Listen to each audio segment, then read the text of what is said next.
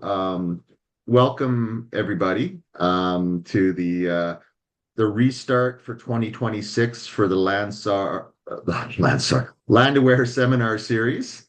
Um, I'm happy to sort of host this series along with my colleague Lisa Luna, who is waving there from sunny Colorado, soon to be based out of Germany. Um, just a bit of an introduction for the year. We have had seminars over the last 2 or 3 years. I know Manfred, who's on, and Ben Miras have been hosting an innovation seminar. But at our last executive committee meeting, we realized that we really wanted to start building more of a regular touch point with our members, and realized that we had quite a significant um, breadth of topics that we cover and are interested in, and wanted to start providing a forum to discuss and to learn. So we've initiated a monthly seminar series. We will be putting a list of the seminars on the Landaware website. The intent will be to cover topics including, again, operational early warning, technology advancements, communication in early warning, early warning, but also the opportunity to also highlight some of our early career professionals and their work. So Lisa and I are building out a series that will start now, go till June. We'll take the summer off, because the Northern Hemisphere summer, and then we will reinitiate in September. Time-wise, you will see there are going to be 2 different time slots we're going to trial to alternate from. I'll use Central European time as the guide. So current time, which is 4 p.m. 1600 Central European. The next seminar will be at 7 a.m. 0700 Central European. We are hoping to try to get more the people live from areas like India, South Asia, East Asia involved, but we will be recording the seminars. We'll have them on accessible, and we'll be sending the links to that. So without further me talking anymore, let's move on to our speakers. So our speaker today is going to be Guillaume Favre-Bulle. Guillaume is a geologist with the Canton, the state of Valais in Switzerland. Guillaume is going to be giving a talk on the early warning and response in relation to the Blatten collapse in May. I was at a workshop with Guillaume and saw him give this talk, and asked if he would be so kind as to present it to the Landaware group. So without that, maybe Guillaume, if you could maybe give a bit more of your bio and have people understand, who you are and why you're speaking about Blatten, and then share your screen, and we look forward to your presentation. There you go. Thank you very much. I'm very happy to give that speech because it is a very particular event, and I think there's so much to learn for everyone. So why am I giving this speech? Switzerland works a little bit like the political United States. We based on their system. It's a federal system. So we have the federal state, and then we have what we call canton, which is the same as American states, that we quite we have to observe the federal laws, but we have quite a lot of autonomy. And I work for that entity. When I say it works a bit like an American state, you have to realize it's at Swiss scale. So we're very small. It's probably 250,000 people. But I work for, at the state level. And our missions at the state is to help the local municipalities in their natural hazard management. And we subsidize a lot of the work, all the natural hazard mapping, and we subsidize as well all the mitigation measures and the heavy work as well. And we provide technical help for big events. We help for intervention, and we help as well to coordinate the local risk management system. And I started working for the state in 2017 as a geologist, and I've always been, since my studies, I've always been working into rock falls and landslides. So I was working for the geology unit, and then I was head of the geology unit. And just when Blatten happened, I was kind of getting ready to take the direction of the whole natural hazard service, which is kind of a department, something like that. And I had just been nominated on the 1st of April. I was nominated to be the local science advisor for the emergency response team in Valais. So that was a strong start of this year. And since 1st of October, I'm now the head of the whole gravitational natural hazard for the Canton du Valais. So we tried to share the screen. It almost worked on the first try. So there we go. No, sorry. What did I do? Let's try again. There you go. And all right. So now I don't see anyone, but can someone just tell me, are you seeing my presentation? You're good. Guillaume, Yep. looks great. All right. All right. So let's start. So I guess everyone around here knows basically where Blatten is. We're in the middle of the Swiss Alps. What you see here in pink is the state of Valais, which is bordered by the Lake of Geneva. And Blatten is on the north side of the Swiss Alps. A little bit of context first to show you what kind of topography you have. So the Klein-Nesthorn, which is the mountain that collapsed, you can see is south of Blatten. It is on top of that valley, just over the glacier, which is the Birch glacier, which finally collapsed. And this is something we've been following for quite a while because it triggers avalanches that goes through that little gully.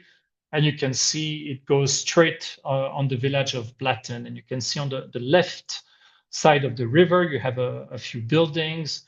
So this is a community that is used with natural hazard, lots of avalanches on both sides of the valley. You can see all those little rivers that react very fast from debris flows and storms.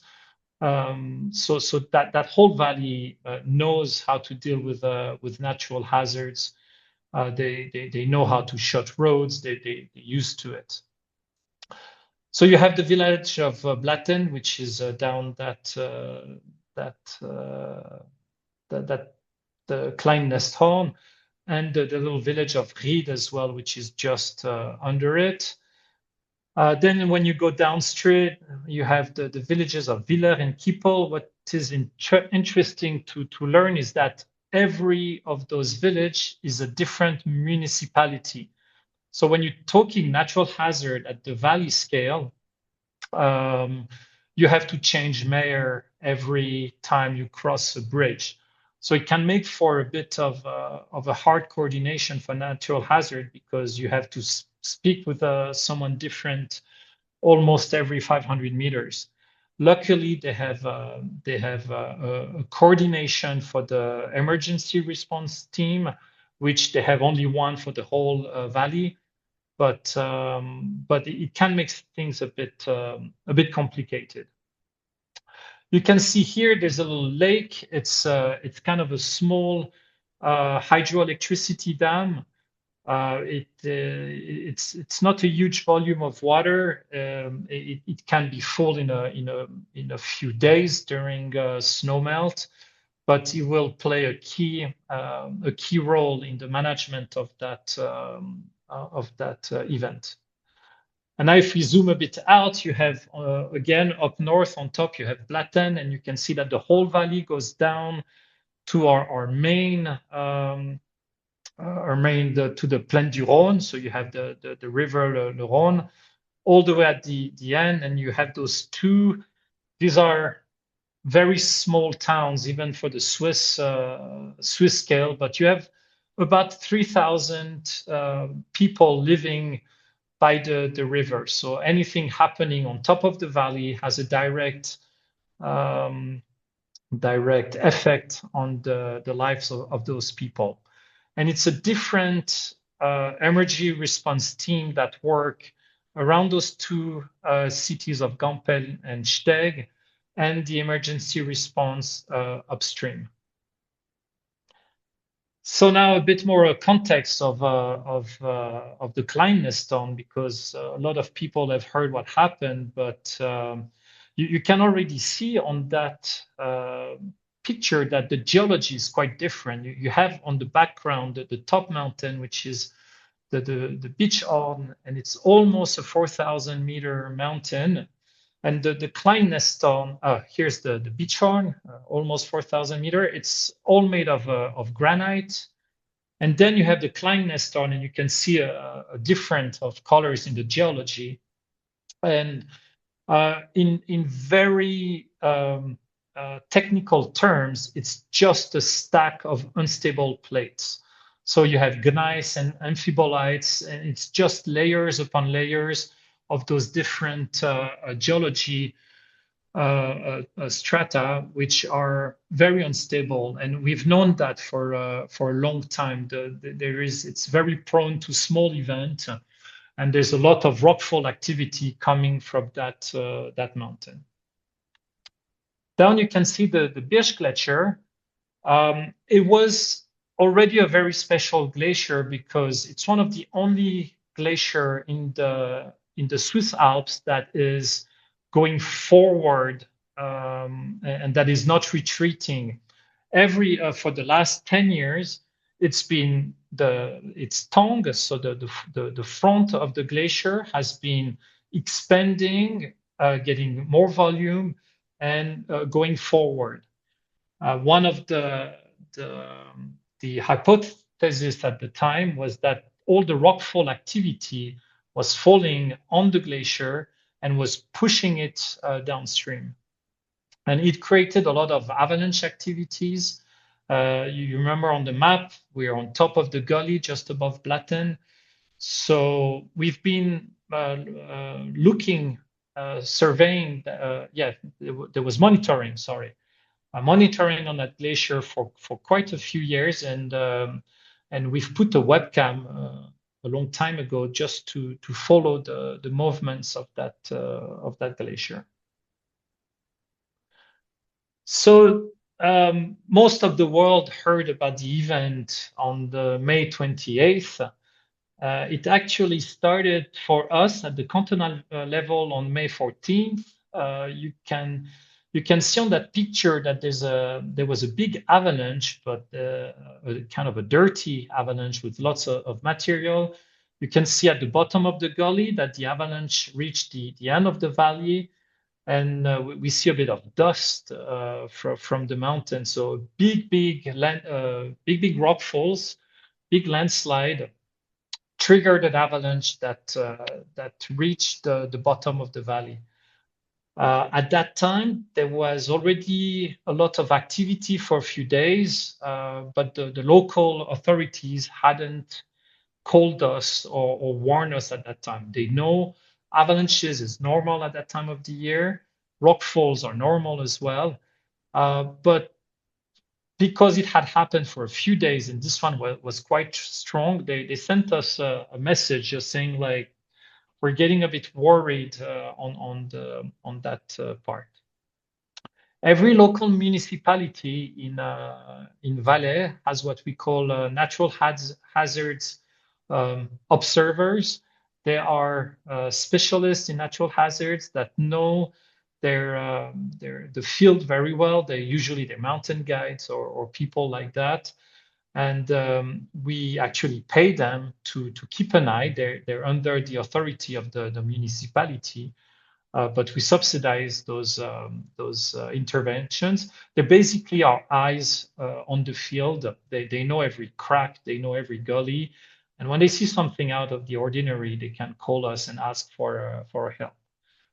So after that picture was sent to us, we went to the webcam and realized that there had been quite a big event.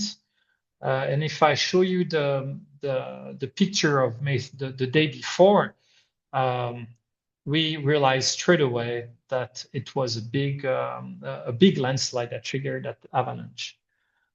And on that day, I was in the train on my way to a congress in France, and I sent a little message to my colleague because I could see. Oops, sorry. You can actually see that there's not only activity on the main scarp, but the whole of the mountain, because of the fresh snow, we can see that there was activity. And I sent a message almost laughing saying, is the whole mountain going to go down? And my colleague answered like, oh, don't worry about it. There's always a lot of activity on that mountain. We still decided to investigate a bit more. So we had a helicopter recon to go see a bit closer what was happening. And sorry, on May 16th,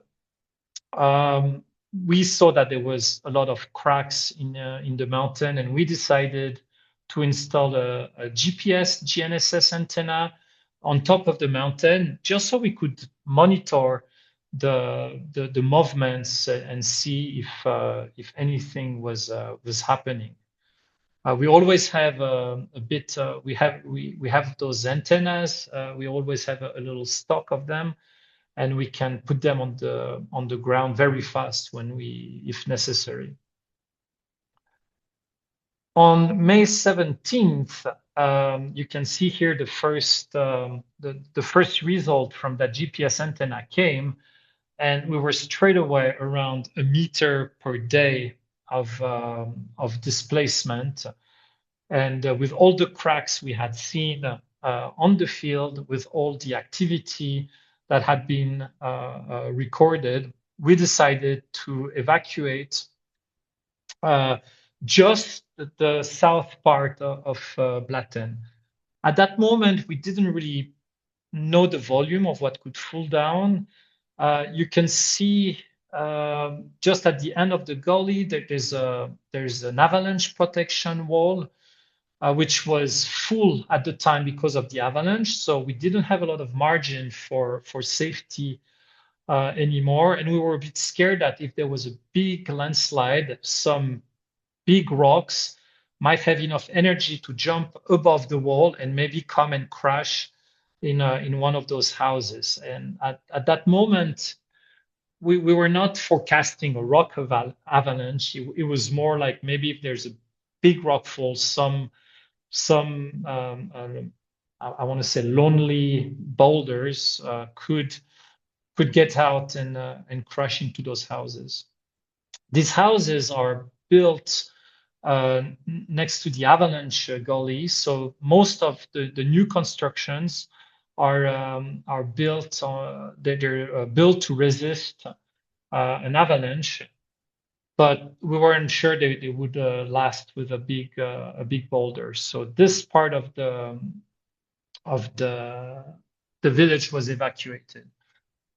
What happened is that the team actually at the canton, so at the state level, we called the mayor of the village. In Valais, they called presidents, and it took a little bit of convincing.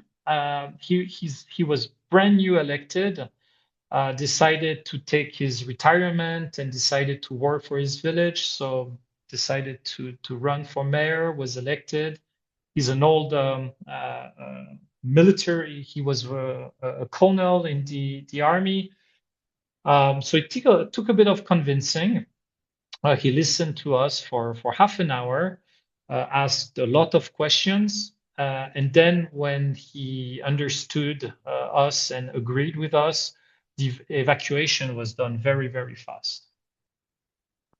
So on May 18th, we decided to go back to Blatten because we were going to have to talk with the population and have an emergency, the first emergency crisis for to plan how long that evacuation might last. At that moment, the speed of the mountain was around 2 to 3 meters per day for the speed at the top. You can see on the right of that picture that we have ridges appearing. The sun on the snow makes a bigger view of the. I wonder if I can actually have a pointer option visible. Hold on, I'm sorry. There you go. Yeah, so you can see all those ridges had kind of appeared in the last days. So we went there, did a new avalanche recon. Now I'm going to show you all the time that the ridge on May 18th, and you will see how it went during the next days. So in the helicopter, we realized that there were cracks going on the other side of the valley. So actually, those cracks are on the other side of that picture. So of course, when you see those back cracks on a mountain, it shows that the volume can get huge. And here, the mountain was kind of ripping itself. It was quite impressive that huge crack on the ridge of the mountain. And now if we look at the north face, you can see here the tracks of the mountain guys that we sent to put the GPS antenna. One of them was in the helicopter with us, and he told us those cracks were not there 1 day ago. So it was not a very good news at that time in the helicopter. Everyone was looking at each other, thinking that the volume of what was collapsing and the volume of the instability what was getting it was huge what was happening. And just as a little story, at that moment I took my my iPhone out and I asked the pilot to circle a few times the mountain. I took 150 pictures. And at night, I sent them into a software that recreates 3D from motion. And I was able,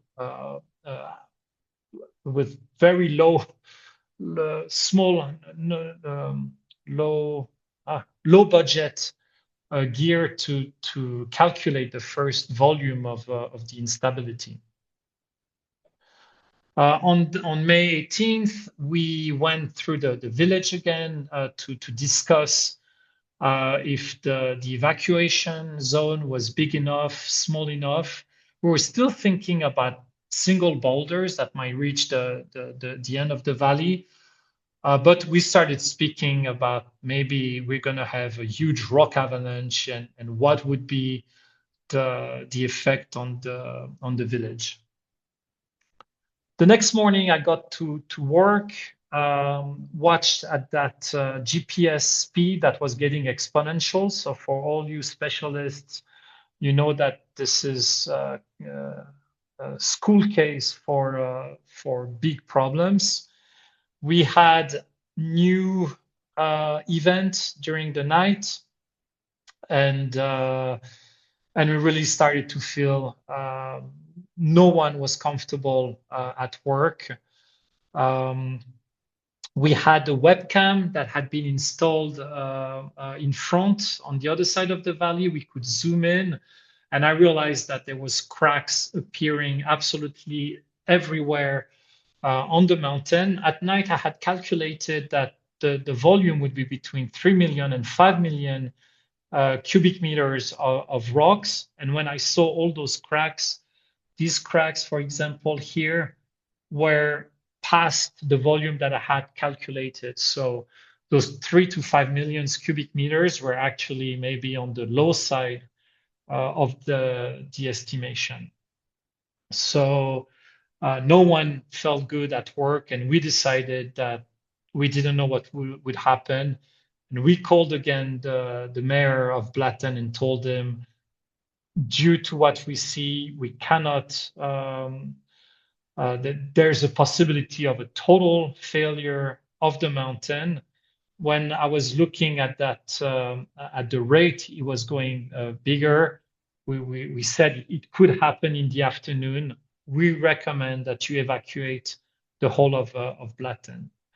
At that time, we had the first images of a ground-based radar that was GeoPrevent installed it in record time, and the first images really showed what we were seeing on the field, that a huge part of the mountain was completely unstable, and that added to our decision making to actually recommend the evacuation of the whole Blatten. You can see here a little animation of, it's one picture per day, and at the time of taking the decision, we didn't have time to make those animations, but you could just, going from webcam to picture to picture, we already were able to realize that the mountain was completely collapsing. And based on all this evidence, we decided to recommend to evacuate completely the whole of Blatten and that little village of Ried down west. We had at that time the first computer simulations. Some people had been working the whole weekend to send us those simulations with it was Ram's rock avalanche. So it's a new software. The model was developed after the Pitts Tsengalo failure. And we started to receive those simulations, and it clearly showed that the whole area could be destroyed in case of main failure. And we sent the email to the president. We called him, and after 2 hours, he said the whole valley is shut. There is no one anymore. And I have to say that from that moment, stress levels were still high, but at least we knew that in case of total failure, there would be no casualties at the moment. You can see on the 20th, so the next day, we realized that actually a big event had happened. If you look at the image of the 19th, and now let me go fast to the 20th.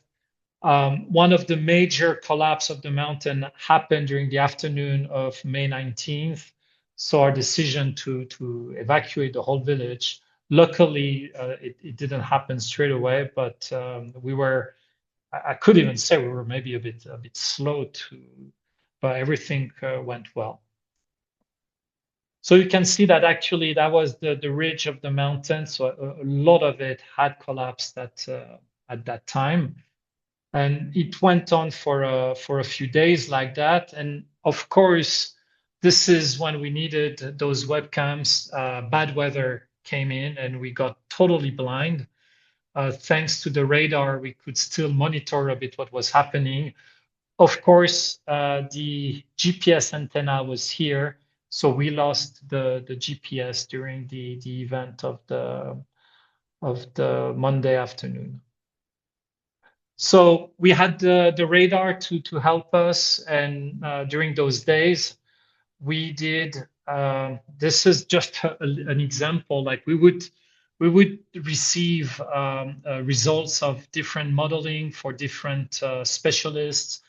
We probably got 200 simulations during those 10 days before the major failure, trying to help us to assess what would happen down in Blatten. We knew we could not protect the houses. we knew we had evacuated, so there should be no casualties. But our main concern was if everything goes down, we're going to have a lake, we're going to have a dam, which is going to make a lake. And how big is going to be that lake, and what will be the possibilities of lake outburst for all the villages downstream. So during the first days, we got in contact with the operators of the hydroelectricity dam, and they accepted to lower the level of their lake so they would have a bit of a buffer in case of a major debris flows downstream. At the same time, we had specialists that would send us every day analysis of the situation. So they would check all the radar, all the webcams, and tell us there's more activity, there's less, or here is what we can see. And after a few days, so the next day the sun was back, we were able to see again the good weather, and we realized that the rockfalls had been non-stop. But the good news for us is that the mountain didn't collapse straight away. Bad news was that we were dealing now with a huge rock deposit on a glacier that was already known to be quite unstable. And at that time, we started to speak a lot with the glacier specialist. Is the glacier going to hold? In what scenarios is the glacier gonna fail? Can it fail in one time? Is it going to be a few different times? So we had scenarios from 2 million cubic meters of material to 10 million cubic material. And we were always modeling those different scenarios to see the effect it would have on a lake. Here's another view where you can see like really the whole glacier there was under a huge load. And we started to see the acceleration. The radar was able to measure the speed of the front of the glacier. Just a little video of what was happening all the time. So these boulders are house size, and local people said that it was like living next to a quarry. So it was without any interruption all day long. You had those rock falls, and the top of the mountain was still moving from a few centimeters to meters per day. Here's a view of the top of the glacier from that same webcam I showed you before. So on May 26th, the activity of glacial avalanche increased. The speed got so fast that the radar had to be recalibrated because the interferometry was there was too much decorrelation at that time. On the 27th, we could see cracks appearing into the glacier. Speeds were getting incredibly fast, and at that moment, personally, I still had the hope that the glacier would advance 10 meters, and then you would have a major avalanche, and then you would advance 10 meters, and next avalanche.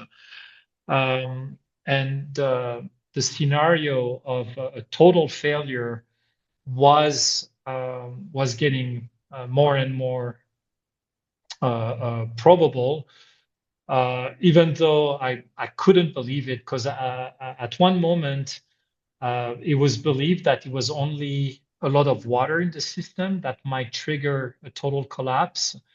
And it was quite cold at that time, so there was not too much snow melt. And we were kind of hoping that before snow melt or before big thunderstorms, we would have no problem. And we even considered letting people go back to their houses under careful supervision to get their belongings, because we knew that avalanches would reach a part of the village. There was no doubt about it, and we were like, oh, maybe people should be able to come back to their place and get their belongings. So we were hoping that, with radios, with people watching the glacier, that we maybe had time to tell people, oh, you have to run, you're in danger. And what happened is that the simulations were giving us 1 minute delay for an avalanche to reach the village. So at that point, we decided that it would be way too short to be able to put people out of the propagation area at that time. And by May 27th, the speed were so big that the scenario for total collapse was getting more and more clear. And on the morning of May 28th, you can see the first avalanches started the protection wall, the dam was here. You could see that avalanches had reached the river over there. That's the main road you can see here. And the first avalanches were already getting closer to the village. And you can see on top, we had a lot of cracks now appearing in the glacier. Here is what happened during the morning of the 28th. This is a picture every 12 minutes, and you can see what's happening here. That whole part of the mountain started sliding at high speed. And now there's a lot of talk now if this was a trigger for the collapse of the glacier. Was it kind of a bulldozer that added dynamic pressure on the already overloaded glacier? And yes, so seeing that in the morning, we realized we were getting close to something bad. There was a press conference that was planned in the afternoon. You can see here the amount of the mountain that disappeared since the first days of the event. And here is another movie. Hold on. Yeah, there you go. This is the last minutes of the glacier. So that's between 11:30 and 2:45. And you can see now that no more glacier. Let me try to start it again. Yes. And we had a lot of activity on the front, lots of avalanches going down until that catastrophic failure, which this is after the failure. You can see the amount of ice that disappeared in a few seconds. You've all seen the images of the failure. Yeah, hard to say. I was watching the webcam at that time from the office, and I jumped off my chair. Big swear words came out, and then called my boss because he was going to have the press conference. He was in Blatten for the press conference at that moment, and I kind of told him to say cancel everything. The whole mountain, the whole glacier is gone. And he asked me a few times, what did I mean? I mean, there's nothing left. We have no idea what's left of the village. And it took about 25 seconds for the material from the collapse to the first impact on the bottom of the valley. So here is a little difference on, sorry, I know it's coming later, excuse me. There you go, the morning on the 28th and after the failure. So very sadly, there was one casualty during the collapse. And at that moment, it had already been quite a stressful time for us. But what we realized after this picture was taken 3 to 4 minutes after the collapse. We had helicopters in place, so we jumped in it straight away, and you can see the flooding started straight away. The river here is still it's not full snow melt, so it was not very strong, but they were forecasting a lot of heat the next days. And from that moment, the ticking clock started for the lake and the management of the lake. We called straight away the hydroelectricity people and asked them to completely empty the dam, because we realized that the thickness of the deposit was above every projections we had. So we actually realized that the situation was worse than our worst case scenario. And from that moment, everyone started working 18 hours a day to start preparing for alarms and for the monitoring of that lake and what to do downstream.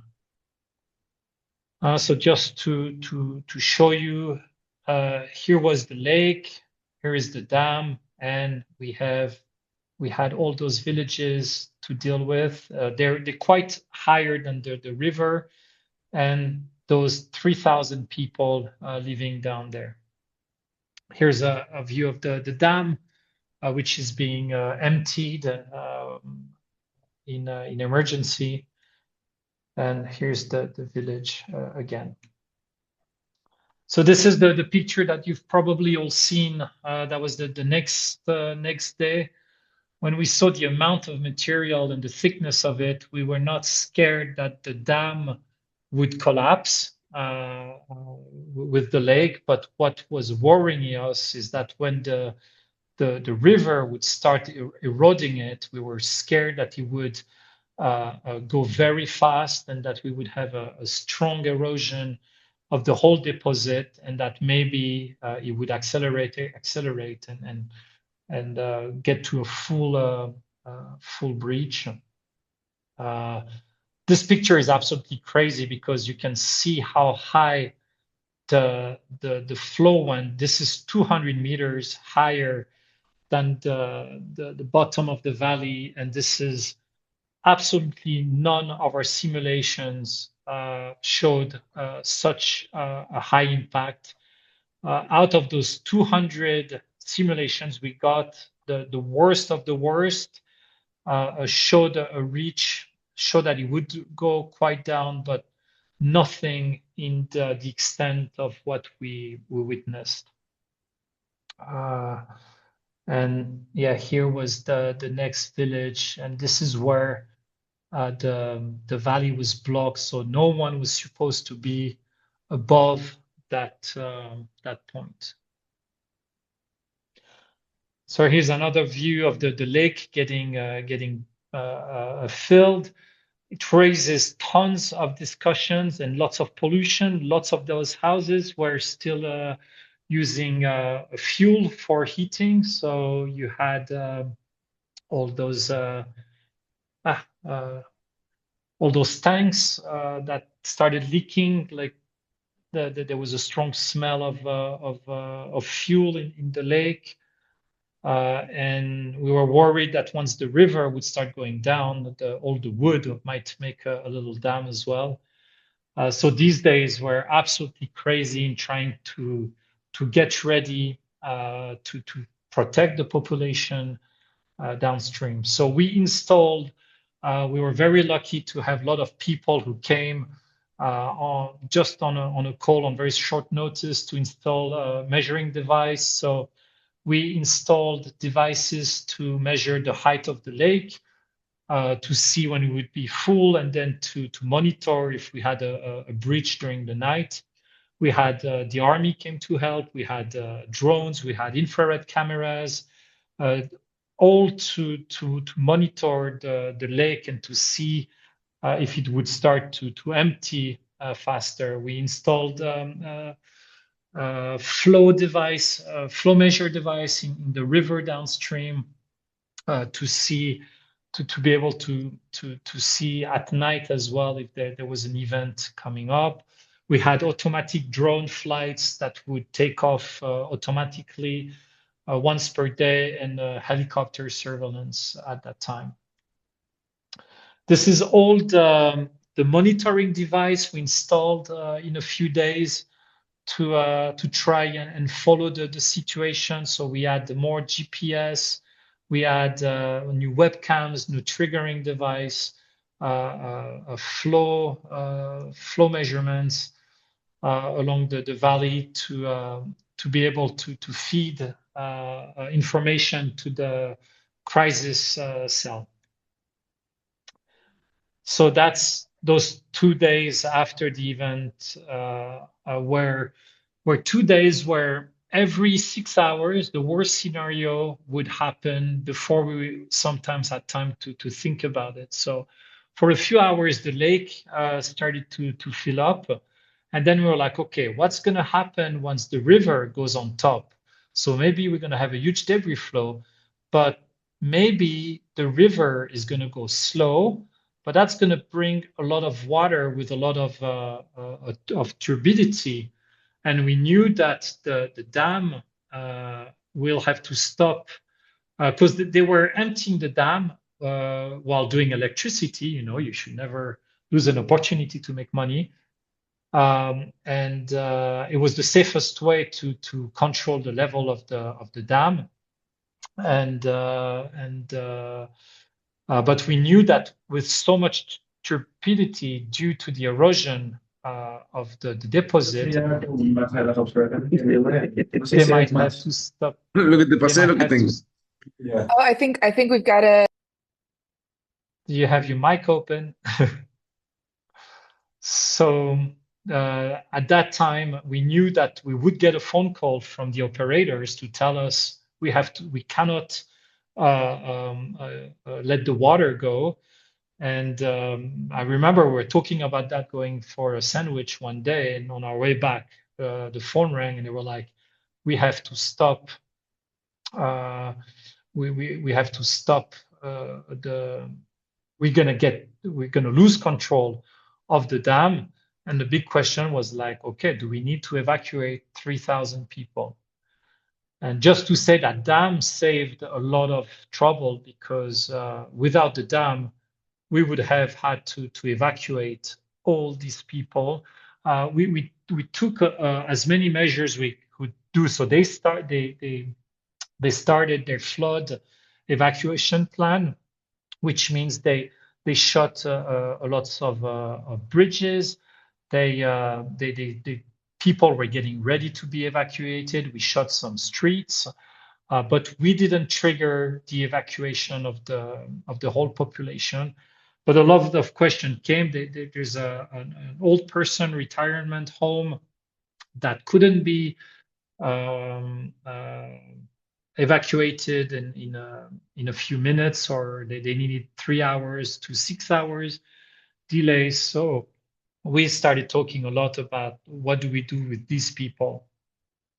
This is to show you here, during those 2 days, we did all the scenarios of what could happen, and we made a little alarm plan. Usually it takes us 2 years to make an alarm plan. Here we had 2 days with what to do if we have a problem here. That's the deposit. What do we have to check for the dam if the dam cannot control the level, and what would happen for that village and for the houses there.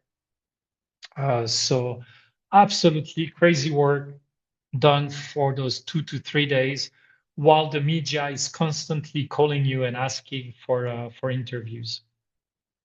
We actually decided to open one of the emergency, I don't know the English word, but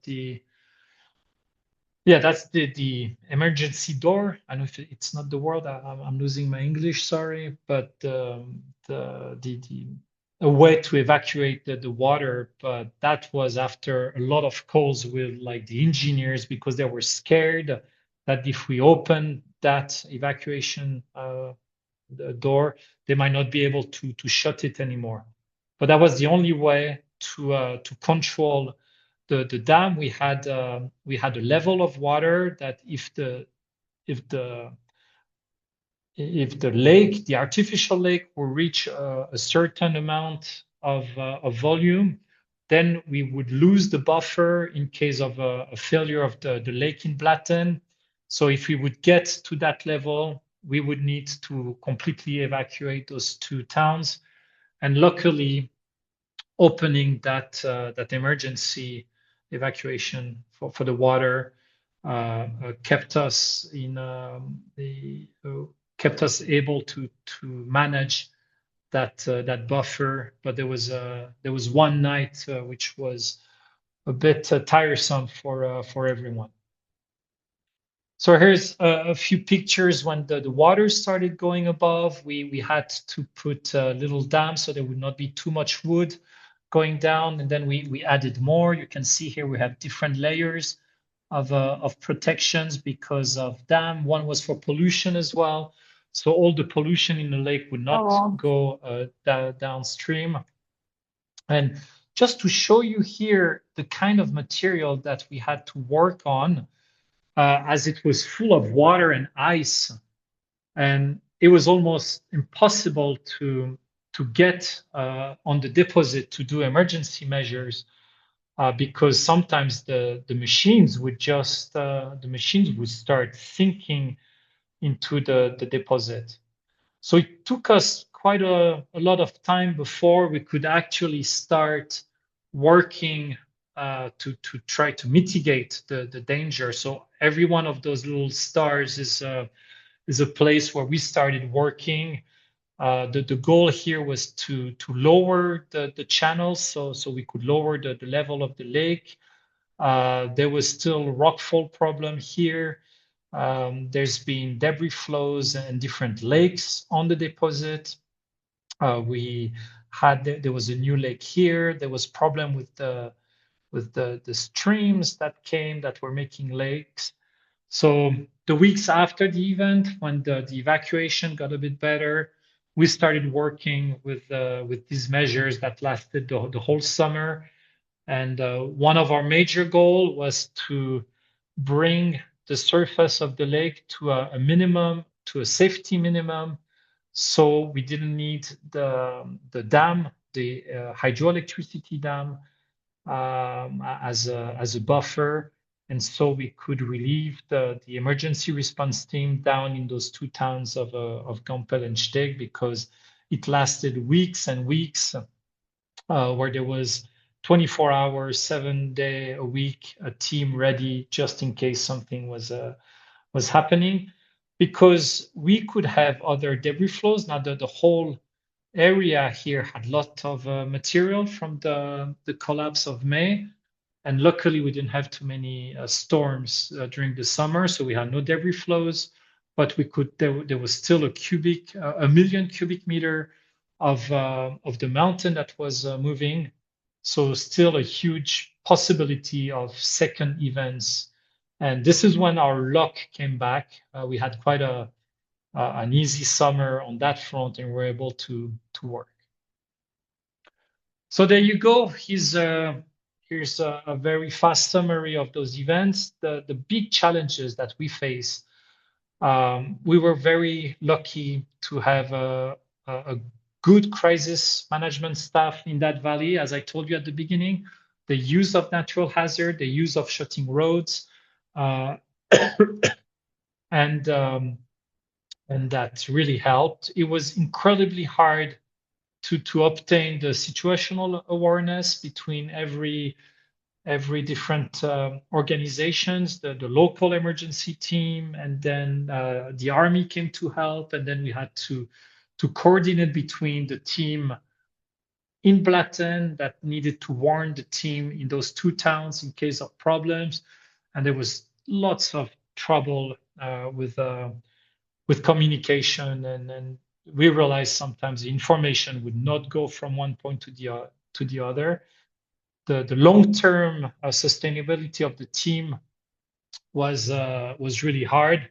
Actually, my team sent me home after 2 weeks without any breaks of 12 hours days.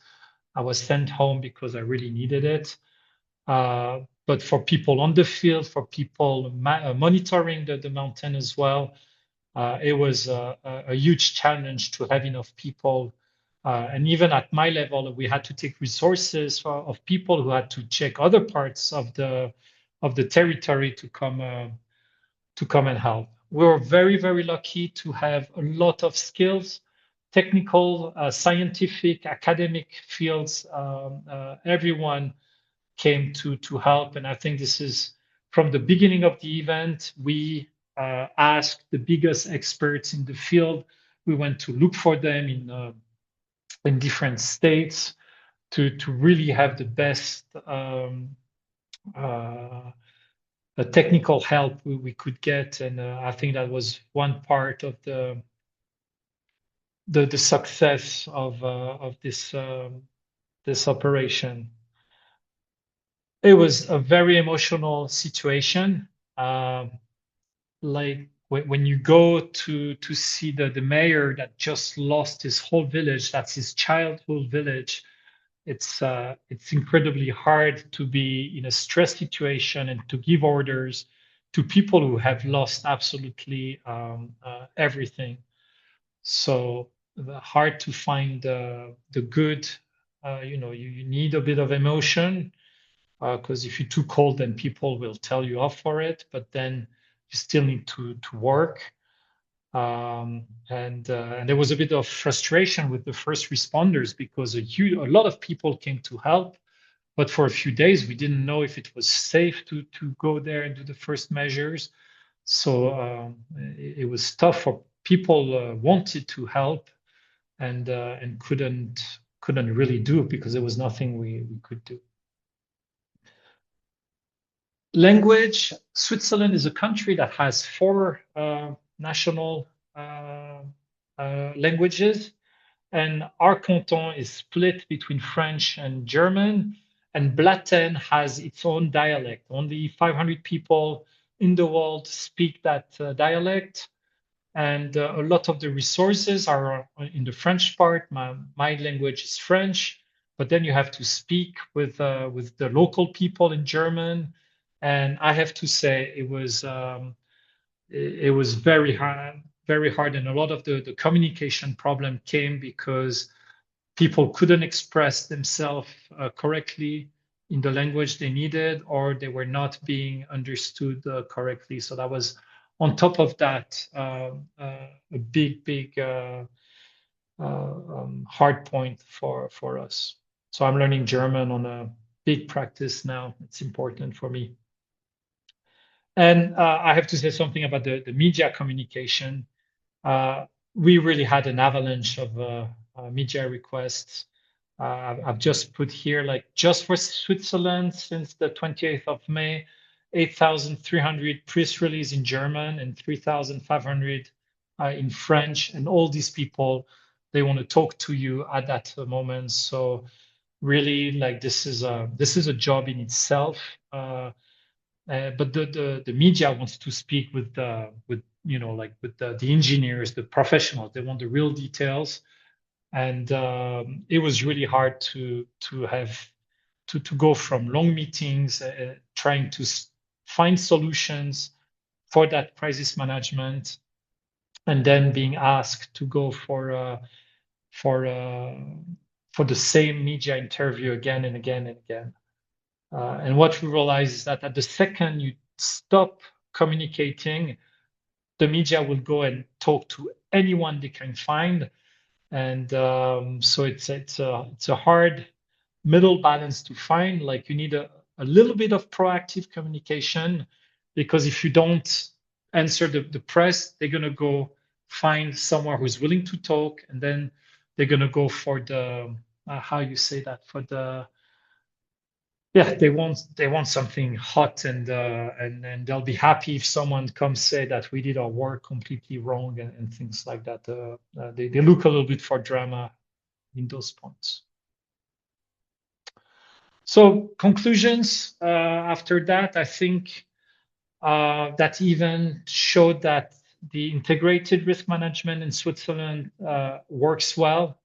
I think it shows that those last 20 years of lessons we took allowed us to not be too late. There's a few points that I personally regret. For example, we really hoped we would have been able to tell the people to take their belongings, because they were really evacuated in a few hours. Most of them had to go without. Yeah, the firemen, the police came, and they were out in a few minutes. So that's one point that was hard. Of course, one casualty is always too much, but I think it shows that we've learned from the last 20 years, and it works. We've seen other weaknesses. We need to put climate change now better into our integrated risk management. The changes might come faster. We cannot rely on the last 20 years. We see that with thunderstorms. When you face 5 years in a row with 3 times you have 100 return time storm, the process is changing. We need to increase the monitoring to be able to detect those events faster. It shows that the local natural hazard specialists are incredibly important, and we need to give them more means. And we realize that all private entities, all those local engineering, geology firms really help and need to be part of that risk management, as well with the academic researchers. And a big point is raising public awareness of the mountain risks. Personally, I think we don't need to leave the mountains, but I think we've had other events last year, those last year, where people needs to realize that there is a cost of living in the mountain, and we need to relearn. Our grandparents knew how to live with mountain hazards, and that might have been forgotten the last 50 years, and we need to come back on that. And my last point is that we were lucky to have a very good local authorities emergency crisis team, but it's not possible everywhere, and in those places there's a bit of work to increase. All right, guys. I hope I haven't been too long and that my English was understandable. Thank you very much for your attention, and I was very happy to be given the opportunity to share this incredible event.